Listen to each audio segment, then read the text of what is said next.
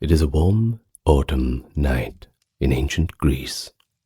The year is 340 BC, and a procession of men and women holding torches aloft snakes down from a dusty road from Athens to the small town of Eleusis by the sea. The air is thick with anticipation and the scent of burning herbs. For 9 days, they've purified themselves, fasting, bathing in the sea, and sacrificing a little piglet in honor of the gods. And tonight, beneath a moonless sky, they finally cross the threshold into the telesterion, the great hall of initiation, where a secretive rite is about to unfold. But what mystery is so powerful that it draws pilgrims from across the known world? What sacred story could be so profound that the initiates swear oaths of silence under pain of death? Even in antiquity, that allure of Eleusis was legendary. The Eleusinian Mysteries, sacred rituals honoring the goddess Demeter and her daughter Persephone, regarded with reverence for nearly 2 millennia. The Roman orator Cicero put it bluntly, "Much that is excellent and divine does Athens seem to me to have produced and added for our life, but nothing better than those mysteries by which we are formed from a rude and savage life to a state of civilization, and indeed, in the mysteries we perceive the real principles of life, and learn not only to live happily, but to die with a fairer hope." Cicero's testimony, echoed by many ancient writers, hints at why these rites were so treasured. They offered wisdom, communal bonding, and even a hope for something beyond the grave. But what exactly were the Eleusinian Mysteries, and what happened in these secret ceremonies that could inspire such awe? And more to the point, how could a tradition so venerable come to an end? We'll talk about these sorts of questions. We'll begin by talking about the mythic origins of the mysteries and how the sorrow of Demeter birthed the ritual. Then we will reconstruct what we can, at least, of the initiation process, the journey of the initiates from Athens to Eleusis, the fasting and the sacramental drink, the climactic revelation inside the telesterion. And along the way, you'll hear a few familiar names. We're drawing from some voices of the past, like Plato, Sophocles, Cicero, and even early Christian critics like Clement of Alexandria, who spilled some of the secrets. We'll also share in a few anecdotes, like the scandalous Athenian trial to an emperor's initiation, that bring the mysteries to life. And I think that by the end, we'll explore the twilight of the Eleusinian Mysteries and figure out why they ended, even though their legacy long endures. So, come back in time with me, walk in the footsteps of those ancient initiates, and perhaps you might not become an initiate yourself, but that is an honor lost to history. But you will understand why the rites of Eleusis were counted among the greatest treasures of that fascinating ancient world. Welcome to the channel. Perhaps I can initiate you to click that subscribe button, Well, if you feel the need to. For those new to the channel, I hope you'll enjoy. For those returning, thank you for coming back. And the ones supporting on the Patreon and checking out the merch store, you have my thanks. Now let us begin, nice and relaxed, nice and slow. And of course, the best place to begin is right at their core, a tale of loss and return despair and renewal. That is exactly the legend of Demeter and Persephone, a mother and daughter whose story was reenacted and honored at Eleusis. Where do we get this from? Well, the primary source for the myth is the Homeric hymn to Demeter, an ancient Greek poem likely composed around the 7th century BC. In these verses, we hear of how Persephone, the daughter of Demeter, goddess of agriculture and fertility, was abducted by Hades, the lord of the underworld himself, plunging Demeter into the most extreme grief. Her sorrow so profound that she wandered the earth with a torch, refusing to let anything grow until her beloved daughter was finally returned to her. According to the hymn, Demeter eventually arrived at Eleusis in disguise and was received kindly by the local rulers. In gratitude, she decided to impart a great gift to humankind. She revealed her true identity in a blaze of divine glory and commanded the people of Eleusis to build a temple in her honor. It was there that she promised to teach them the sacred rites and rituals. As the hymn recounts, after Demeter and Persephone were reunited, for Persephone would henceforth spend part of each year with her mother and part in Hades, causing the seasons to change, Demeter kept her word. She taught the Eleusinians her mysteries, awful mysteries, which no one may ever transgress or pry into or utter, for the awe of the gods checks the voice. The hymn then proclaims, "Happy is he among men upon earth who has seen these mysteries, but he who is uninitiated and who has no part in them never has lot of like good things once he is dead down in the darkness and gloom." Now that is a powerful declaration. The initiated will reap rewards in the afterlife, sure, while the uninitiated, there's not much for them. That's the beating heart of the Eleusinian Mysteries. It certainly makes you want to check it out, huh? In the mythic imagination, Demeter's rites at Eleusis established a pact between the gods and the mortals. Those who honor the goddesses and partake in their mystery ritual gain hope for a blessed existence after death. The mysteries thus offered not just a religious pageant, but a promise, spiritual insight, and eternal benefit. The Eleusinian legend, encapsulated in the story of Demeter, was commemorated in cult practice. Persephone, also called Kor, the maiden, symbolized life's renewal, her annual return from Hades each spring, mirroring the sprouting of new grain. Demeter, the grieving and then rejoicing mother, embodied the earth's fertility and the cycle of the seasons. At Eleusis, the mother and daughter were worshipped together as the two goddesses.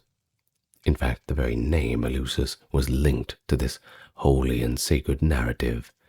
In Greek, Eleusis means coming or advent, possibly reflecting the coming of the goddess, or the coming of the initiates to understanding. Eleusis is about 21 kilometers northwest of Athens. It has thus become a sacred setting of Demeter's myth and the site of her mystery cult. Archaeological evidence indicates that Eleusis had been a place of worship since the Mycenaean era, that's the 2nd millennium BCE, well and truly into the Bronze Age, suggesting that agrarian fertility rituals here predate the classical form of the mysteries. But by the 6th century BC, the Athenians had incorporated Eleusis and its rites into the Athenian state religion, elevating the local cult to pan-Hellenic prominence. Thus, for the next 900 years, perhaps even more, people from all over Greece, and later from Rome and beyond, would make the long trek to Eleusis to be initiated into Demeter's fascinating secrets. Now, I really do wish that I could give you a step 1, step 2, step 3, but describing the actual rituals of the Eleusinian Mysteries is a bit of a challenge. And when I say a bit of a challenge, I mean an excruciating challenge, for all of these rites were shrouded in intentional secrecy. The very fact that we're talking about them now certainly would annoy a lot of the people who perhaps look down upon us as we do it. But oh well. All initiates swore a sacred oath never to reveal what transpired in the telesterion, that inner sanctuary at Eleusis where the final ceremonies took place. But remarkably, throughout antiquity, this oath was largely kept.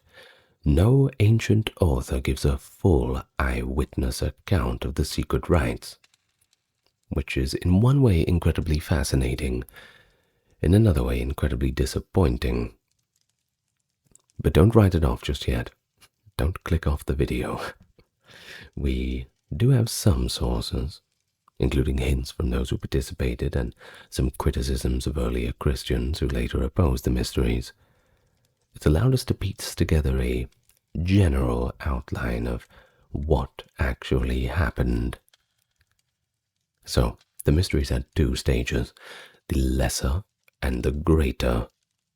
The lesser mysteries were an introductory rite, held in early spring, traditionally in the month of Anthesterion, at a site in Athens called Agrai. This preliminary initiation was required before one could proceed to that coveted main event. A legend recounted by later writers claims that the lesser mysteries were instituted to allow the hero Heracles, who, as a foreigner by the way, non-Athenian, initially was not eligible. Well, he was to be initiated after he was adopted as an Athenian citizen. Whether historically true or not, the story shows that anyone, Greek or later Roman, who sought initiation first underwent a smaller purification and sacrifice months beforehand, symbolically preparing them for the greater secrets that they are about to encounter.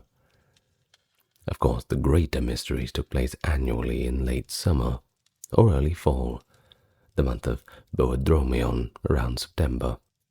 They lasted about 9 days. These were the famous rites at Eleusis itself. But remember, you couldn't get to them without fulfilling the requirements of the lesser mysteries.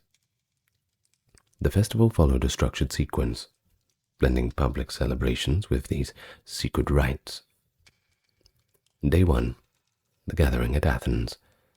On the 14th of Boedromion, initiates, known as Mystii, assembled in Athens. The priestly herald would announce the start of the mysteries and instruct the participants to cleanse themselves for the sacred tasks ahead. He would cry that all that are not pure should go away to the sea, as later sources tell us, an invitation for the unclean to depart, and for the rest to proceed to purification. Day 2. The initiates, carrying small piglets, that is a traditional offering, went in procession to the sea, at Phaleron beach, to bathe. Each person, along with their piglet, ritually washed in the salt water to purify the body and the soul. The piglets were then sacrificed to Demeter and Persephone. This cleansing rite was essential. In the words of Plato, it was believed that the one who arrives in Hades uninitiated and impure will lie in mud, but he who arrives purified and initiated would dwell with the gods. That's from Plato's work, Phaedo, 69c to d.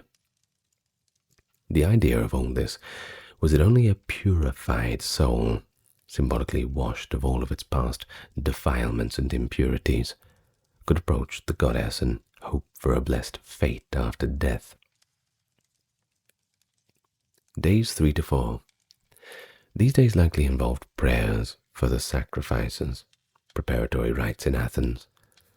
The exact activities are not well documented. Sorry to disappoint you, but it's thought that initiates spent time at the Eleusinion, that is the temple of Demeter in Athens, and made offerings while mentally and spiritually girding themselves. Fasting may have begun in this period, as Demeter herself in the myth refused to eat while she was grieving. Day 5. Now this was the climactic public event, when the procession to Eleusis would begin. In the morning, a grand procession would set out from Athens to walk what was called the Sacred Way to Eleusis.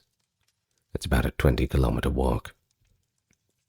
Leading the way was the statue of Eleusis, a divine figure associated with Dionysus, a companion of Demeter's worship. This was carried by priests.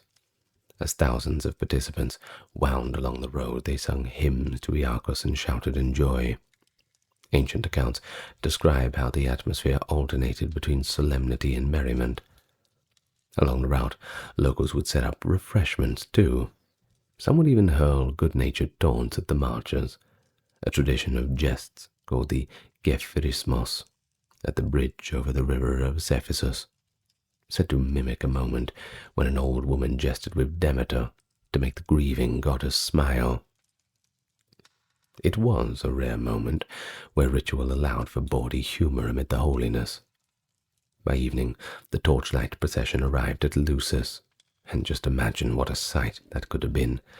Thousands entering that great ancient sanctuary, chanting O Eleusis in exaltation. I hope it puts a interesting view into your mind. Well, this would end day 5, and day 6 was more about fasting and something called the Kikeon. Now, once at Eleusis, the initiates would likely continue to fast in emulation of Demeter's sorrow. But at night, perhaps the very hour when Persephone was said to have been returned to her mother, they broke their fast by drinking the Kikeon, a sacred potion of barley, water, and mint. In Demeter's myth, the goddess asked for this simple drink when she was wandering in disguise, and it became kind of a ritual libation. Participants would have downed the Kikeon to prepare for the revelation to come. And we do have direct evidence of this in a curious place. The aforementioned Christian scholar Clement of Alexandria, rather sneeringly revealed the secret password, as he called it, of the mysteries in order to discredit them. What a killjoy. Well, he wrote, I have fasted, I have drank the Kikeon, I have taken from the sacred chest after working it, I have deposited it in the basket, and from the basket into the chest. That's from Clement of Alexandria's Exhortation to the Greeks, 2:18. It's a bit of a cryptic declaration, isn't it? Well, he claims that that was exactly what was uttered by the initiates. It confirms the sequence, though, doesn't it? Fasting and then drinking the Kikeon, performing some ritual transfer of sacred holy objects. Well, Clement's tone is a little bit mocking throughout his work describing it. He calls these fine sights truly suitable for a goddess, but inadvertently he preserves the precious details about the ritual actions, which ironically people have used to reenact the mysteries. So, I'm sure Clement did not appreciate that. Now on to day 7. This is the night in the telesterion. At last the initiates would enter the great hall of initiation, the telesterion for the secret rites. It was a huge rectangular building, supported by many great columns, with the tiered seats on all sides where the mystii could sit or stand. In the center of the hall stood the anaktoron, the palace or the inner sanctum, a small chamber where only the hierophant, chief priest, could enter. It was here that the most sacred objects, heirlooms related to Demeter perhaps, maybe, we don't quite know, were stored and which revelations would emerge. But what exactly happened on this night, in this place, That is the deepest secret of Eleusis. That is the true mystery. By ancient law, it was forbidden to describe the scene, and the initiates kept their vows. However, several ancient writers did not. They dropped a few tantalizing hints for us. First, we have Plutarch writing in the 1st to 2nd century CE. He wrote about the climax of the mysteries. The initiate experience as a wondrous moment. I quote, "He has beheld a great light, as when the anactoron opens, and in amazement and silent, he hears and sees the sacred things." That is from his work On Progress in Virtue, section 81. Now this does suggest that in the darkness of the telesterion, perhaps after midnight, the doors of the anactoron suddenly flung open, and a great light, whether that be real or metaphorical, burst forth, revealing something quite awe-inspiring to the crowd. Other sources indicate certain sacred objects were shown by the Hierophant. The Greek word for the highest grade of initiation was epopteia, meaning the viewing or the sight, and that implies that a vision was beheld. But I know what you're thinking. What vision? Well, the sources somewhat diverge at this point. Hippolytus of Rome, a 3rd century Christian, wrote that the Hierophant revealed, I quote, "an ear of grain reaped in silence as the ultimate symbol, a simple yet profound emblem of renewed life in the agricultural cycle." But Tertullian, another early Christian writer, sneered perhaps falsely that the object was displayed in the likeness of a male organ, which wouldn't be terribly surprising, but a lot of people doubt that claim, suspecting that it is either a confusion with the Dionysian rites or a deliberate attempt to malign. The ear of grain, on the other hand, somewhat fits the agricultural theme of Demeter. It would be quite poetic, though. The grand secret of life and death represented as a humble stalk of wheat, life's rebirth from the earth. Some accounts also speak of a dramatic reenactment, possibly the Hierophant and priestess, perhaps the Hierophantisa playing the role of Persephone, engaged in a symbolic sacred marriage, or the moment of Persephone's reunion with Demeter, theatrically presented to the initiates, ensuring that not only they heard the myth, but felt part of it. And there were likely chants, incense, perhaps a solemn hymn sung. All the senses were engaged, darkness and light, noise and silence, and the taste of the kykeon, the scent of myrtle and burning offerings. We can imagine the emotional impact on the initiates, of course, many of whom would have experienced this moment for months or years. Greek writers often liken the experience to a thrilling transformation. The 2nd century orator Aelius Aristides wrote that initiates were overcome by alternating waves of terror and bliss. At one instance trembling with fear, the next filled with wondrous light and joy. Aristotle is credited with a telling comment: the initiates are not supposed to learn anything in the mysteries, but to experience and feel something ineffable. In other words, the mysteries were less about doctrinal teaching, but rather about inducing a profound spiritual experience, a direct encounter with the sacred that defied all rational explanation. Day 7, all done. Day 8, the triumph or the conclusion. After the intense night of initiation, daybreak likely brought celebration. Ancient sources mention dances and playing of flutes. Sacrifices were performed, including, it is said, a bull whose meat likely fed the celebrants in a joyous feast, because you've got to have food at a party, don't you? 2 special vessels called plemachoi or plemachoi were filled with liquid either be water or wine, we're not sure. Probably wine, though, and I hope it was wine, and poured out as libations, one toward the east and one toward the west, while the officiants uttered a mystic cry, "Reign, conceive," a prayer for the next season's fertility, and a ritual farewell to the powers of the earth and sky. And then, the 9th day, the initiates begin to disperse. Having now been Mystii of Eleusis, they would forever carry that title. The bucket list was ticked off.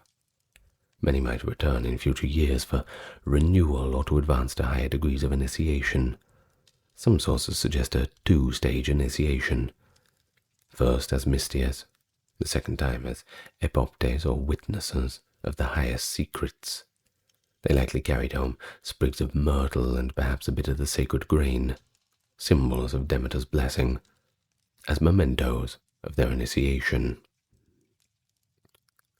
Throughout these proceedings, the officials of the mysteries oversaw every single step. The Hierophant, literally, if we're going to translate it, he who shows the sacred things. Sounds pretty cool, isn't it? Well, he was the high priest, drawn from the ancient family of Emulpidae. It was said that he had to symbolically renounce all earthly pleasure, and even his personal identity during his tenure, embodying an almost otherworldly role. There was also the Didocus, the torchbearer, who led many rites with blazing torches, the Hydrocherics, sacred herald, who made these proclamations, and the priestess of Demeter and Persephone, among others. These officials kept order and performed the ritual actions, but the focus was always on guiding the mass of initiates toward the ultimate vision. Given the secrecy maintained, it's both remarkable and fortunate that these outlines have survived at all.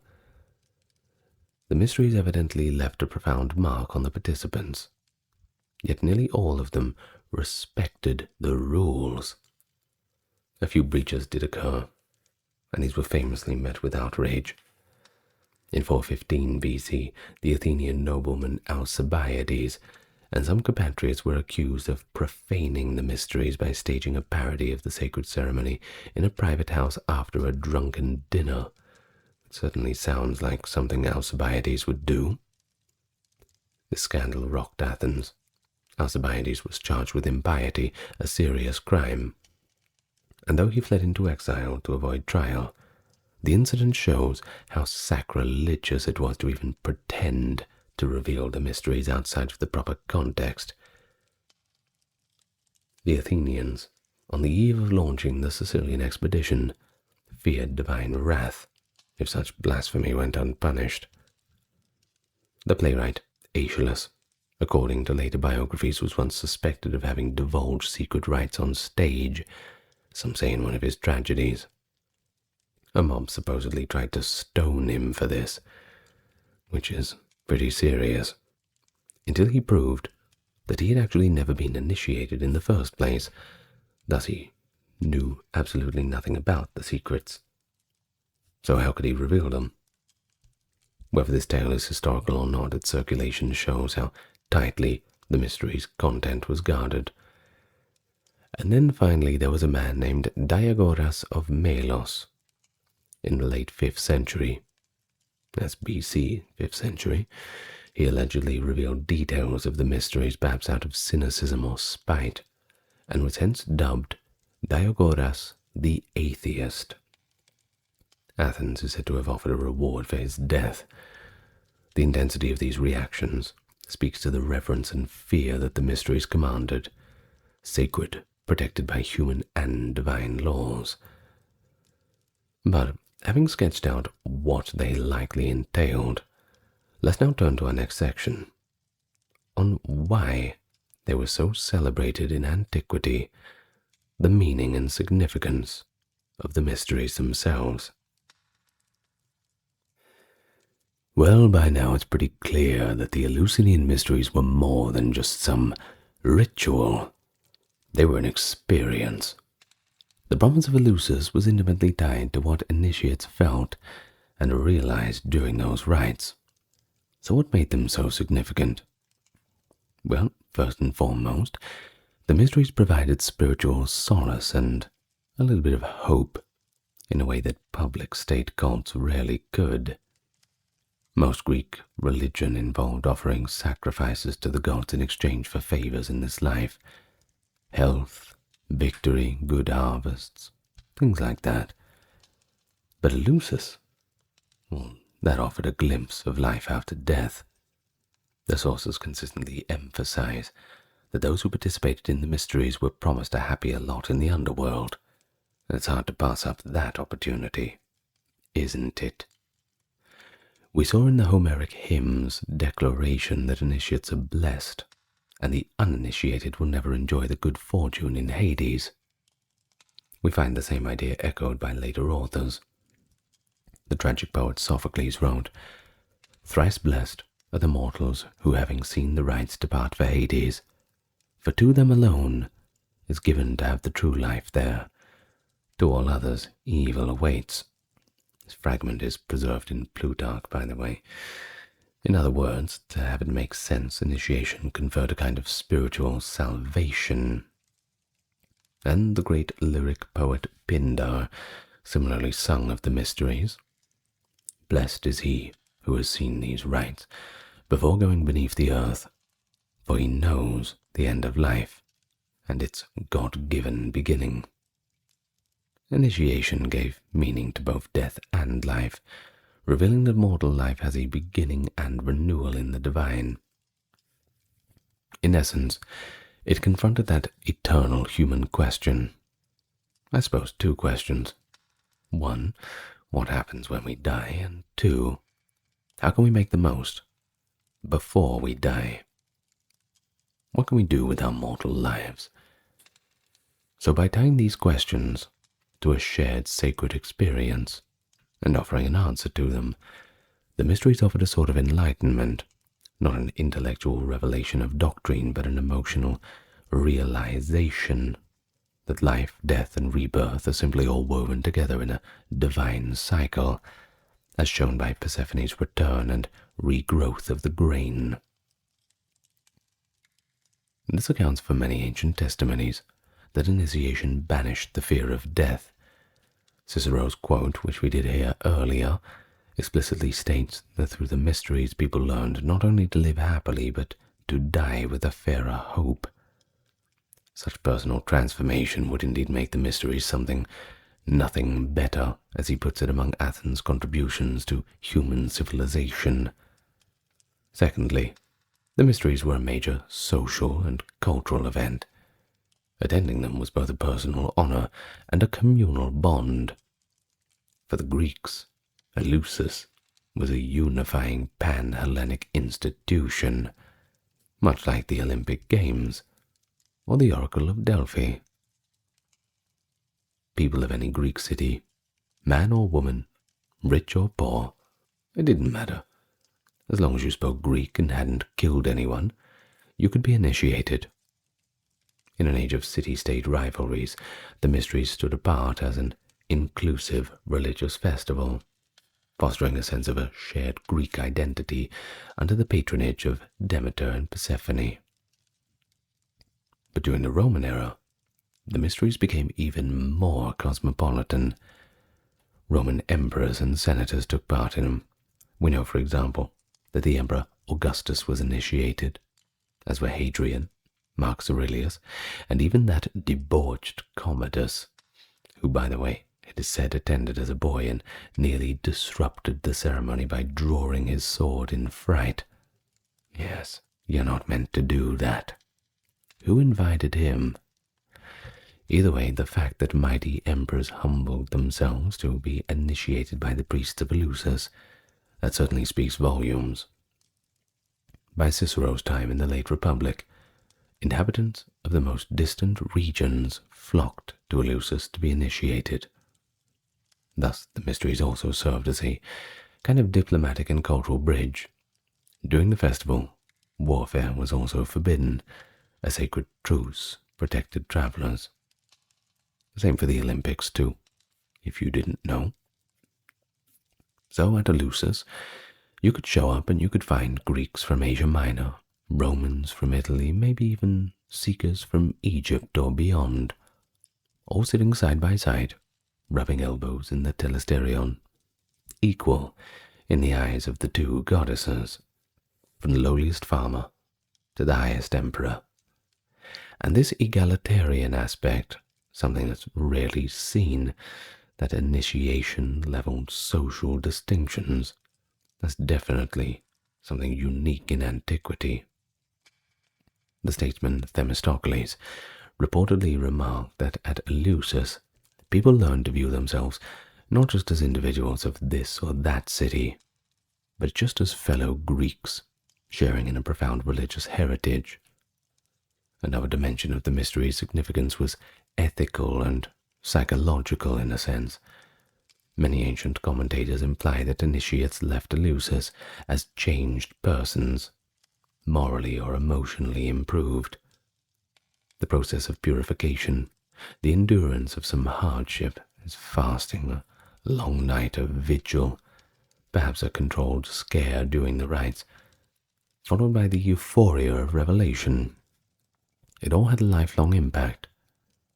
Plutarch, in one of his writings, compared the soul's journey after death to the experience of being initiated. At first, one gropes in darkness with fear and confusion, and then a marvelous light appears, and one is welcomed into the pure meadows and company of the blessed. By linking afterlife expectations to the initiation ordeal, the mysteries functioned as a kind of drama of personal rebirth, helping initiates come to terms with their own mortality. It was a powerful draw in a world without much promises of later organized religions. But they also left a mark on philosophy and literature. Philosophers like Plato frequently employed the language and imagery of the mysteries to describe the journey to true knowledge. In the dialogue, Phaedrus, Plato speaks of the soul remembering divine visions as if they'd been initiated into the final and highest mystery. In the Phaedo work, as we have already seen, he approvingly cites the idea that the uninitiated soul wallows in mud, while the initiate soul dwells with the gods. A pretty clear distinction. Such references show that the conceptual framework of Eleusis, purification, revelation, salvation, had completely permeated Greek thought. Later, in the Neoplatonist philosophers, as the 3rd to 4th century CE, interpreted the mysteries in a metaphysical light. They saw the rites as symbolic allegories of the soul's ascent to the divine. Some, like Proclus, even claimed mystical visions of Persephone, or souls being purified in light, clearly borrowing from Eleusinian motives. Poets and playwrights, too, they were heavily inspired by Eleusis. We find references to Iacchus and the joy of the mysteries in Aristophanes' comedy The Frogs, where a chorus of initiates in the underworld sings and dances, declaring their status as blessed. Euripides in one fragment calls upon holy Demeter, who has given mortals the lush grain and the mysteries, those rites of surpassing awe. In short, to be initiated at Eleusis was to partake in one of the most meaningful experiences available in the ancient world. Little wonder that the mysteries endured generation after generation. But as with all things, before you Google where you can do it in Greece in our modern day, well, they had to meet their end. But understanding when and why this happened, well, that will reveal much about the changing world of late antiquity. And that's what we're going to talk about now. And so after a very impressive run of nearly 1,800 years, the mysteries saw their twilight in the late Roman Empire. The decline and cessation of these ancient rites did not happen overnight, however. Don't get confused. It was a result of religious and political transformations, most prominently the rise of Christianity as the dominant religion of the Roman Empire, and eventually the suppression of traditional pagan cults. By the 4th century, the Roman Empire was officially Christianizing. Emperor Constantine in the late 300s, early 300s rather, had legalized Christianity, and subsequent emperors, with the notable exception of Julian the Apostate, increasingly promoted Christianity while discouraging old polytheistic practices. For his part, Emperor Julian, reigning 361 to 363 CE, a devoutly pagan person, not only underwent initiation at Eleusis himself, but even consulted the Eleusinian Hierophant for guidance in his quest to restore the old religion. Julian's reverence gave the mysteries a brief imperial reprieve, but his premature death meant no lasting revival could really take root. However, in general, imperial tolerance for the mysteries was waning. The critical turning point came during the reign of Emperor Theodosius I. In 392 CE, Theodosius, determined to uproot paganism, issued a series of edicts effectively banning every single traditional religious ritual, and of course that includes the Eleusinian Mysteries. The exact wording of his laws forbade public sacrifices and, quote, profane ceremonies. With that decree, the mysteries had lost their official protection and support. The sanctuary at Eleusis, which had long been maintained by state funds and guarded by the authority of the Athenian polis and later Roman authorities, was now vulnerable. The priests at Eleusis did not immediately give up, however. It appears they attempted to continue the rites, just quietly. We hear a fascinating account from Eunapius, a 4th century Greek historian, who was himself a devotee of the old gods.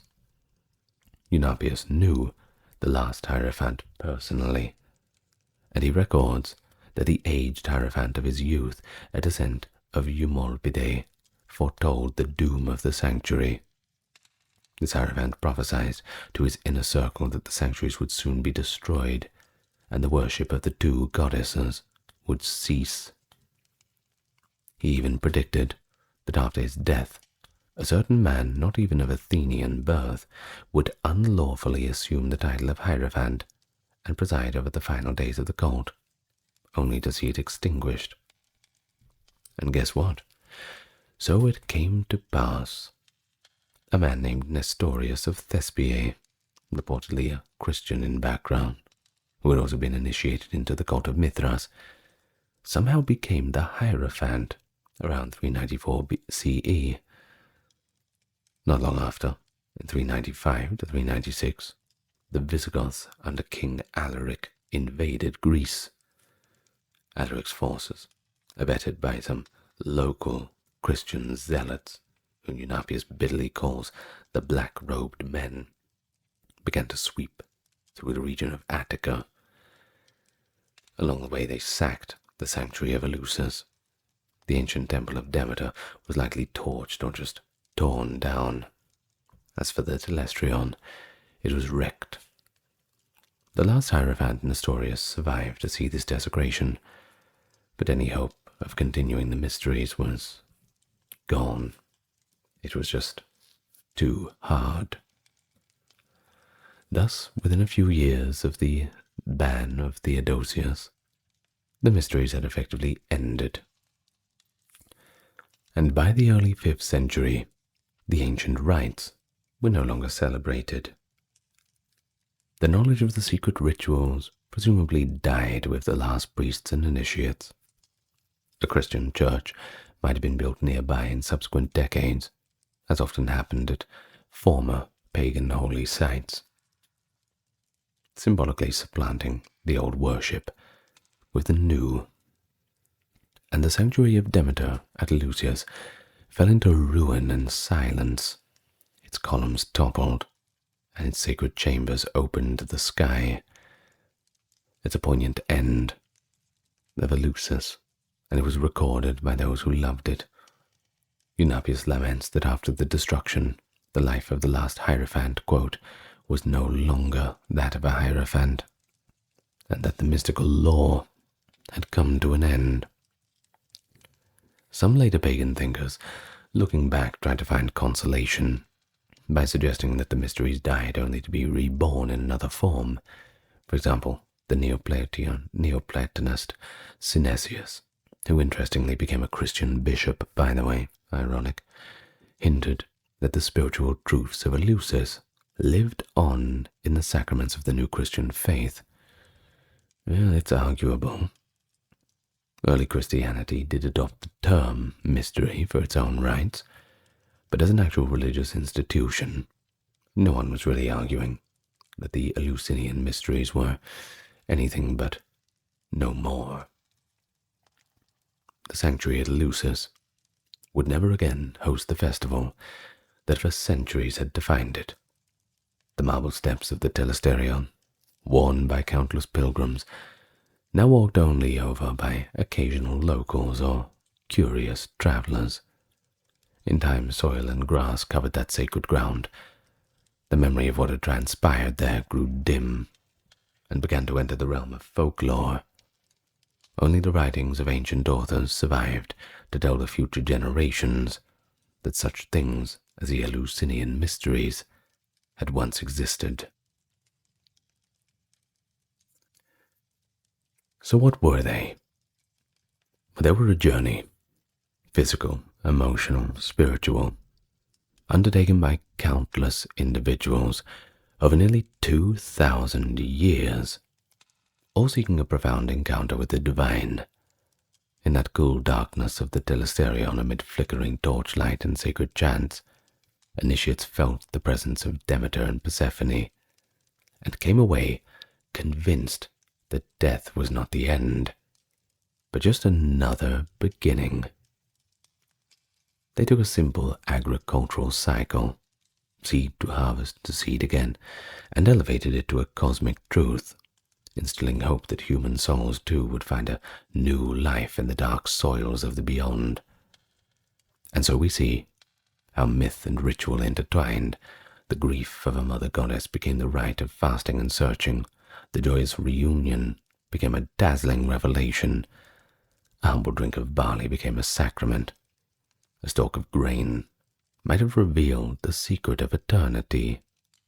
We also saw how these rites bound a community together, from peasants to emperors, in shared reverence and confidentiality. So the mysteries managed to be simultaneously esoteric, but also universal. Esoteric, known only to the initiates, but universal, being virtually open to anyone, resonant across cultures.